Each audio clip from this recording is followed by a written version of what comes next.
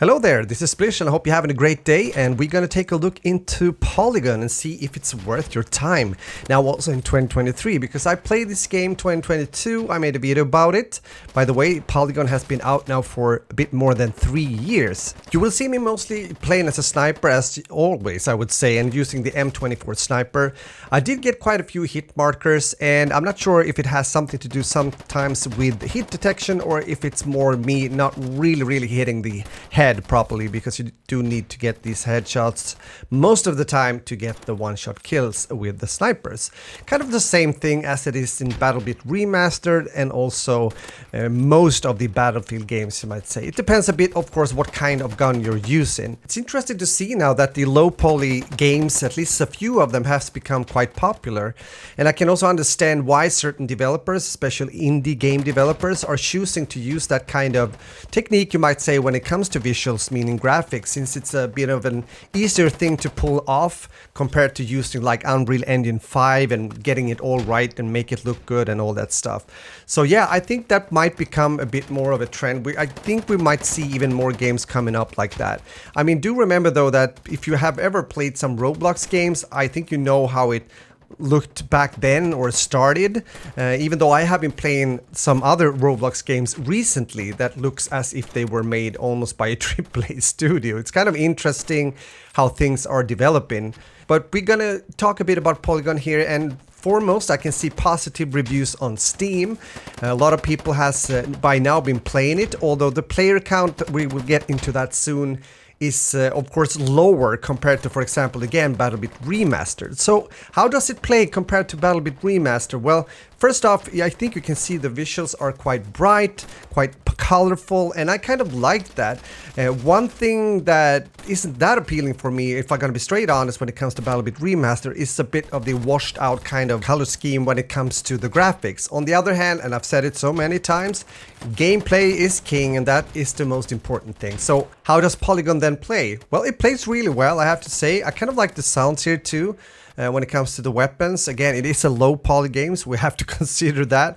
But most of the time, I had a really good time, again, coming back into the game. It's quite basic, it's quite straightforward. I would say it kind of plays itself in between a Call of Duty title and a Battlefield title. It has a bit of both, I would say.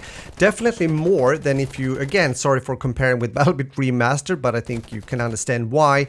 Since that game definitely have more Battlefield vibes, and also due to the fact that the maps are really large and big, and you also have the vehicles, which is not the case here. And of course in BattleBit Remastered you can play up to like 127 versus 127 players, and here it's don't get me wrong now saying this, only 32 versus 32, which is not bad at all, again, when it comes to a free-to-play game like this. Are there other things that are in common when it comes to Polygon and BattleBit Remastered? Well, of course, as said, this is free-to-play, and you have to pay 15 bucks or 15 euros when it comes to BattleBit Remastered. So of course that game is a bit more ambitious when it comes to their take on making a game that is also more tactical in many ways. I think that the time to kill here is a bit higher. It takes a few more bullets than BattleBit Remastered, and I actually like that. I have talked about that also when I made a video about BattleBit Remastered. Since a very low time to kill, especially in a more kind of casual game. We have to say though that BattleBit Remastered is that as well, even though it has these tactical moments or parts of the gameplay, that a low time to kill will always benefit worse players. I'm sorry to say that, but it's true if you think about it. If you're a good player and you're getting shot at, you can definitely have an opportunity, or a chance I would say, to turn around and also return fire and maybe even get the kill. I think that feels a bit more fair than just getting shot in the side or the back and you die immediately, maybe just after 2 or even 3 bullets. This is also what you prefer, but if you think about it from that kind of perspective, you might start to prefer a bit more like higher TTK. And I'm not talking about raising it to the fact that it becomes some bullet sponge. That's not what I mean. But I'm thinking a bit of a smaller difference that at least gives you a chance to get into a decent 1v1, which I felt I got a bit more here in Polygon compared to BattleBit Remastered. But again, it depends on the situation. So let me know in the comments what you think. Besides that, Polygon has a pretty straightforward system when it comes to ranking up. I would say it goes a bit faster here compared once again to BattleBit Remastered to get high rank and be able to unlock certain attachments and things like that, which I think is nice. Sometimes I do think it takes a bit too long time with certain games, and I don't have that much patience to actually grind, if that makes sense. So for me, that's on the plus side of things. Alongside with that, there's of course cosmetics in the game. That's all it is when it comes to camos and things.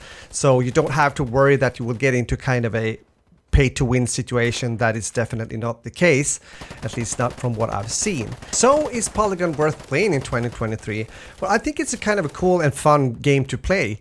It's kind of casual, and you know, you can get into matches quite easily. It's a server browser.